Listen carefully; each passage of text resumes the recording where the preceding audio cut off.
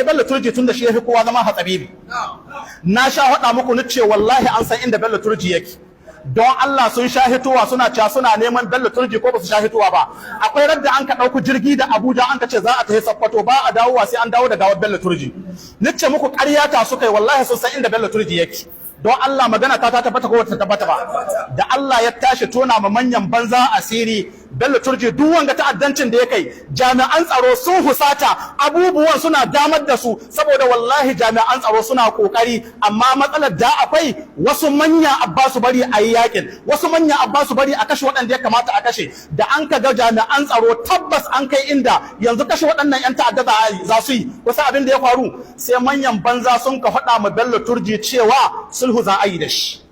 kuma sun ka biɗin miyagun 'yan jarida sun ka yada cewa wai bello turji ya ce a yi sulhu da Allah ya tashi tona musu asiri ɗaya daga cikin jagororin da an rike da harkar tsaro majalisar dattawa sun yi taro Kaduna a wurin taron yake cewa ba zai yi dogon jawabi ba dan nan kwamiti zai wuce Zamfara ba ka faɗa mutane ka ce dan nan kwamiti zai wuce inda bello turji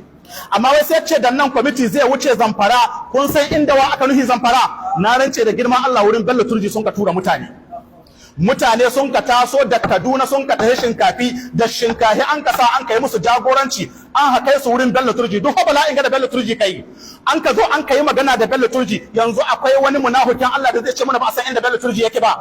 bayan an yi magana da shi sun ka sa yan jarida sun ka yada bello turji na neman sulhu ana gama maganar da shi dama bello turji suna da group na WhatsApp duk wani dan ta'adda Sokoto Katsina Neja Zamfara duk wani gagarumin dan ta'adda yana cikin group sai ya hito ya yi jawabi ya ce gwamnatin tarayya ta turo mai sako don haka shi dan sako na don Allah wa bashi sako ku ce masu gidaje ne wa bashi sako ya ce to sun turo mai sako suna neman a yi sulhu ina suka son a yi sulhu shine Zamfara local government 14 bayan ya yi wannan jawabin yana gama jawabin ba a wuce minti 20 da yin jawabin ba jawabin ya kwado garan shi yasa da na saki jawabin nace turu zambini hankalinsu ya tashi shi yasa an ka sake sa the following day an ka sa turji yayi bidiyo yace su dama abin da ya kawo sabani na ya kwaru don haka kana son ai me bayan ka kashe mutane kuma ka ki tuba ka gaza a halaka ka kana son ka wa mutane dubara ka koma sayan makamai kun san abin mamaki wallahi ya kamata gwamnonin arewa su ji tsoron Allah su hito su faɗa ma duniya abin da ka faruwa akwai wasu gwamnoni guda 3 da na faɗa muku an cilasta su ko ta kaka sai sun yarda da sulhu suwa a da farko akwai gwamnan Katsina akwai gwamnan Zamfara akwai gwamnan Sokoto an ka buɗa musu wuta wasu munafukan Allah akwai cikin gwamnatin Bola Tinubu dole sai sun wasu bello turji mafita muna roƙon Allah ya isa mu mutanen arewa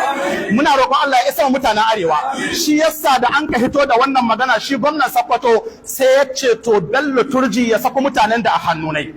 kusa abin mamaki sai ga bello turji ɗaya ya hito ya ce to shi ma suna da mutane hannun hukuma an kama su waye ka nuhi kwamandodi ne da jami'an tsaro sun ka sai da ransu sun ka zo sun ka yi ruwan wuta da su an ka kama wai su bello turji ka son a bashi don ya mai da kowa jahilai don Allah masu son sai sun yi mai hita ba su ci amanar mu ba to abin takaici wanda zai baku takaici wannan tawagar da sun ka tura wurin bello turji suna tura ta wallahi sun ka ba jami'an tsaro umarni ka kowa ya kai mai hari wallahi tunda sun ka tura wannan tawagar ba koma kai ma bello turji hari ba amma shi da radda an ka tura mai sakon nan zuwa yanzu da nika muku magana ya kashe mutum ya haɗari sun ci amana mu ko su ci amana mu ba to ku daga hannu mu roki Allah ya Allah muna roƙonka da sunayenka da siffofinka Allah waɗannan mutane Allah ka kare su